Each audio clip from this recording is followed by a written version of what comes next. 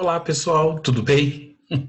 Prosseguindo aqui com a nossa aula, História do Brasil, bem importante, muito importante, de grande relevância para o Enem, tá? Então, anteriormente, a gente falou sobre o início do povoamento, sobre a colonização no Brasil, a cana-de-açúcar, e agora a gente vai falar sobre o nosso querido ciclo do ouro, a expansão do território brasileiro, tá? Os fatores que levaram o Brasil a atingir essas proporções continentais. Muito bem. Então nós temos aqui os fatores em geral que nos proporcionaram, que nos fizeram gigantes, tá? Como diz aí, o que nos fizeram, né? Os fatores que nos tornaram gigantes. Então aqui nós temos algumas coisas a serem relevadas. Nós estávamos no nosso litoral, né, como que mostra o mapinha, tá? Os mapinhas aqui que mostram a ocupação litorânea do Brasil e vários fatores, como a gente está vendo aqui, estou citando aqui, fizeram o Brasil ir para o interior, a interiorização do território brasileiro, da América Portuguesa. Então nós temos aqui as questões que facilitaram isso, a extração do pau-brasil, né, principalmente no litoral, mas também vai caminhar para o interior, né, ao acabar com o produto, vamos assim dizer, próximo ao litoral. A empresa açucareira, então a cana-de-açúcar também começa a possibilitar um pouco do interior. A busca pelas drogas do sertão, a pecuária, principalmente no Nordeste e no sul do Brasil, as missões jesuíticas, quando, para divulgar a fé católica, jesuítas vinham até o Brasil, tá? E ocuparam territórios como aqui na região norte, no Rio Amazonas. O bandeirismo, os bandeirantes, e a mineração que possibilitaram esse nosso interior, nosso crescimento territorial aí. Então, a gente tem aqui os pontos de relevância que nos levaram a esses fatores, como a gente já dei a introdução, e aqui está sendo destrinchado, está sendo colocado de forma aí, né? Então, as drogas do sertão, a busca por esses produtos, essas espécies de especiarias ali do norte e nordeste brasileiro, a pecuária, tá? A pecuária aí estabelecida para fornecer aos engenhos e alimentos aí para na mineração, para a sociedade mineradora, as missões jesuíticas e o bandeirismo, os bandeirantes. Então, esses quais fatores possibilitaram o crescimento territorial da América Portuguesa, do Brasil?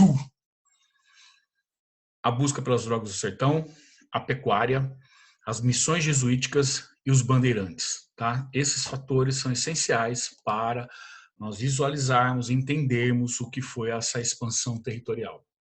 Então, aqui algumas imagens, tá, que remetem a esse período, os tropeiros que atravessavam aí grandes extensões aí, grandes distâncias para levar aí o gado, né, para a região mineradora, para regiões açucareiras, etc. Os bandeirantes sempre vistos como heróis, a gente já vai discutir sobre isso, tá? Então, ó, a iconografia, a historiografia sempre relatou e sempre demonstrou que os bandeirantes eram verdadeiros heróis, símbolos sagrados da nossa história, tá? Bem vestido com botas de couro e munido de armas, que muito pelo contrário, descalços, homens brutos, grosseiros, violentos, tá?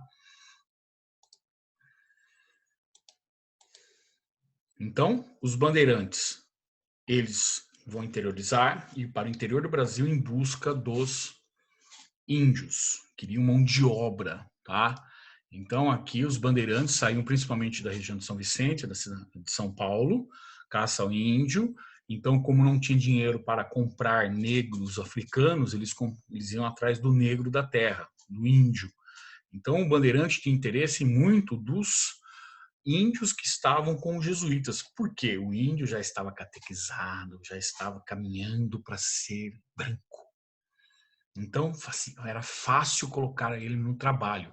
Então, jesuítas e os bandeirantes acabam se enfrentando, tá? Acabam disputando porque os jesuítas, não, ele é nosso.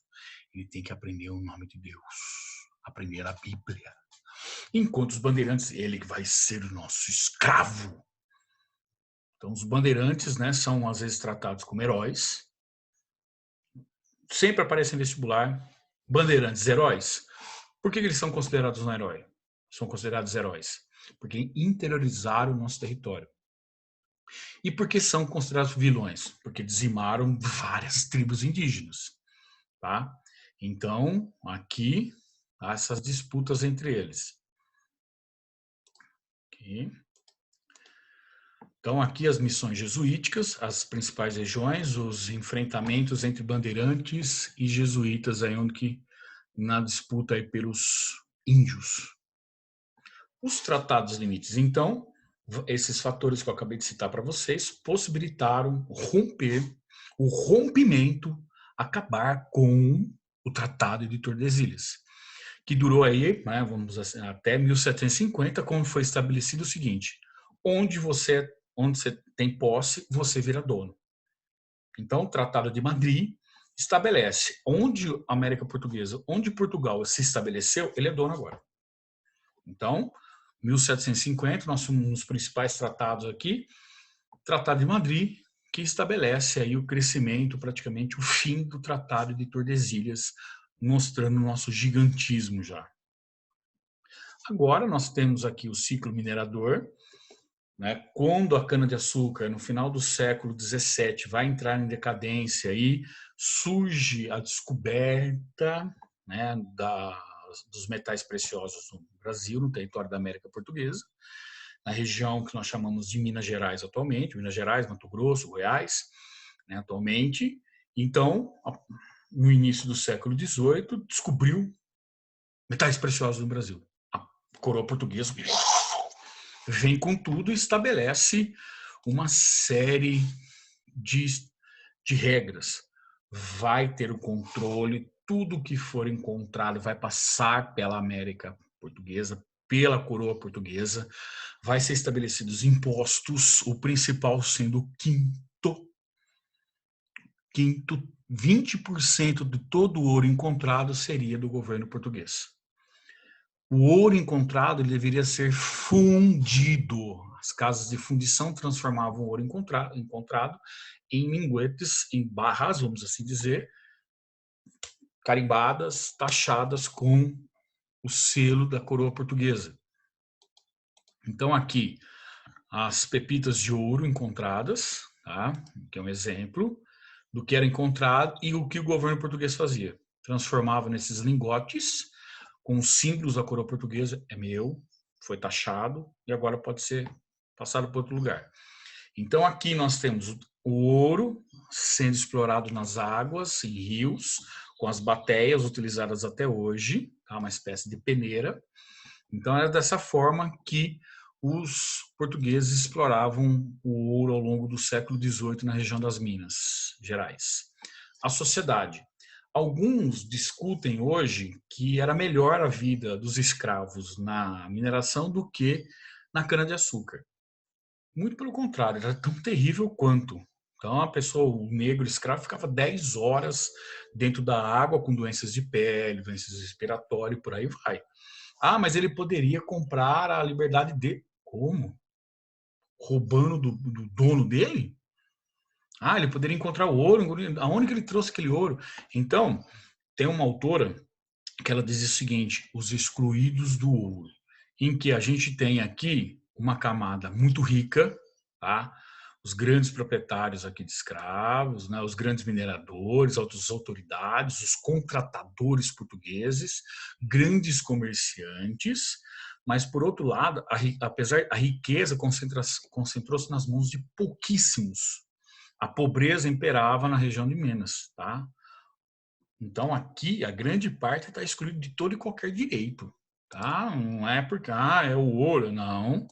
Então, péssimo conto na cidade, no açúcar. Aqui, com a mineração, nós temos alguns dados de ouro que foram, né, estabelecidos aqui, tá? Ao longo da média do tempo aqui, né, do apogeu até o declínio no final do século XVIII.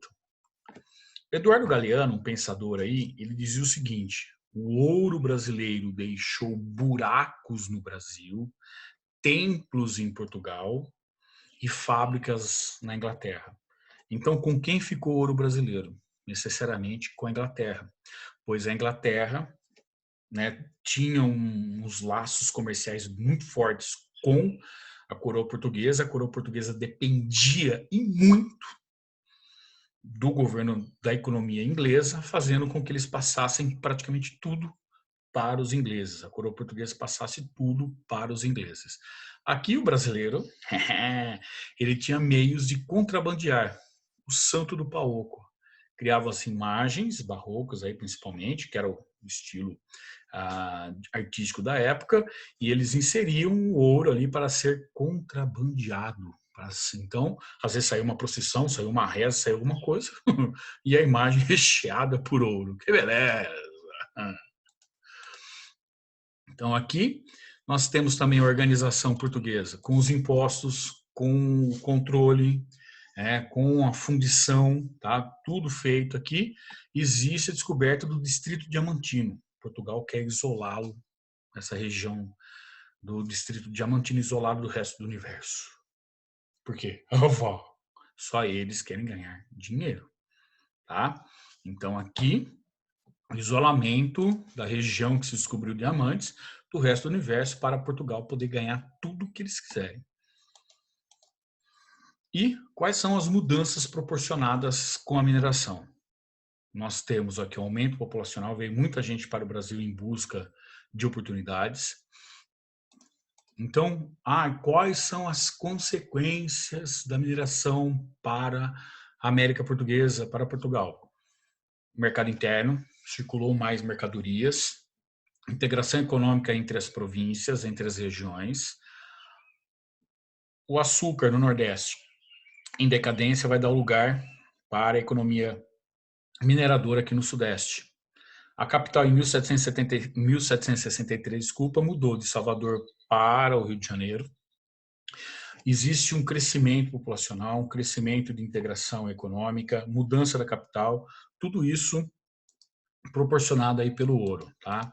E não se esquecendo, o Marquês de Pombal, ele cai bastante em vestibular, nosso querido Marquês de Pombal, ele era primeiro-ministro.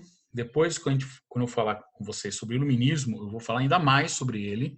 E ele faz o quê? Ele tenta modernizar Portugal com o dinheiro de quem? Do Brasil, lógico. Tá? Ele vai estabelecendo uma série de coisas, dentre elas a mudança da capital. Tá? Ele que propõe essa mudança aí durante o governo, a administração dele. Ele não era o rei, um primeiro-ministro que muda aí as questões da América Portuguesa. Espero que tenha ficado claro, que eu tenha ajudado de alguma forma. Se cuidem aí. Fiquem com Deus. Até mais.